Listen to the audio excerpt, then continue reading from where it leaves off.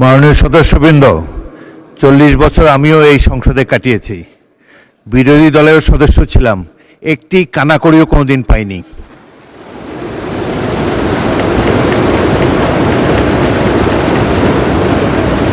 পাঁচবার গ্রেফতার হয়ে জেলে গিয়েছি, এটুকুই পেয়েছি। আমার জন্মভূমি, আমার নির্বাচনী এলাকা ভোলার সমস্যাগুলো এখানে তুলে ধরতে পারছি না এই চেয়ারে বসার কারণে। সেটি তিনি অনুগ্রহ করে জাতির উদ্দেশ্যে বক্তব্য রেখেছেন। আশা করি সেই জন্য তাকে আন্তরিক ধন্যবাদ জানাচ্ছি। মাননীয় এলজিআরডি মন্ত্রী, আপনি কিছু বলতে চাচ্ছেন? হ্যাঁ, আমি 300 বিধিতে একটা বিবৃতি দিতে চাই। জি দিন। ধন্যবাদ মাননীয় স্পিকার।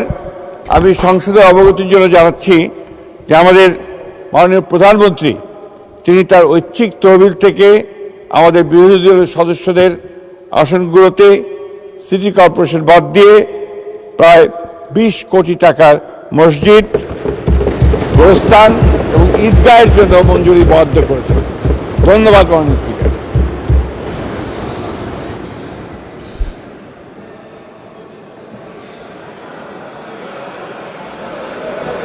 জনাব সাইফুল আলম, এখন বোধহয় না বললে ভালো, পরে আমরা শেষ করি, তারপরে একটু আগাই।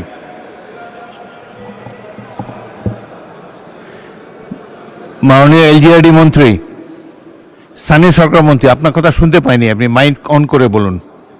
মাইক দেন ওনাকে। এটা জেলা পরিষদের পক্ষ থেকে আপনার সিটি কর্পোরেশনগুলোকে পরবর্তীতে দেওয়া হবে। ধন্যবাদ।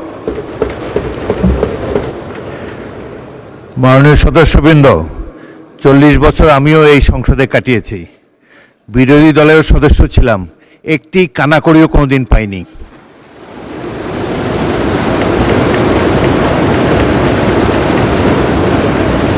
পাঁচবার গ্রেফতার হয়ে জেলে গিয়েছি, এটুকুই পেয়েছি। প্রাপ্তিযোগ অন্য কিছু হয়নি। মাননীয় বিরোধী দলের নেতাকে আন্তরিক ধন্যবাদ জানাই। তিনি 1 ঘন্টা বলেছেন, দেশের বিভিন্ন সমস্যার উপরে বাজেট বিষয়ে আলোকপাত করেছেন। এই পাগলার উপর দিয়েও আমাকে যেতে হয়, কারণ আমারও শ্বশুরবাড়ি সিলেটে। সুতরাং পাগলা থেকে সবাই সাবধান থাকবেন, এটাই আমি কামনা করি।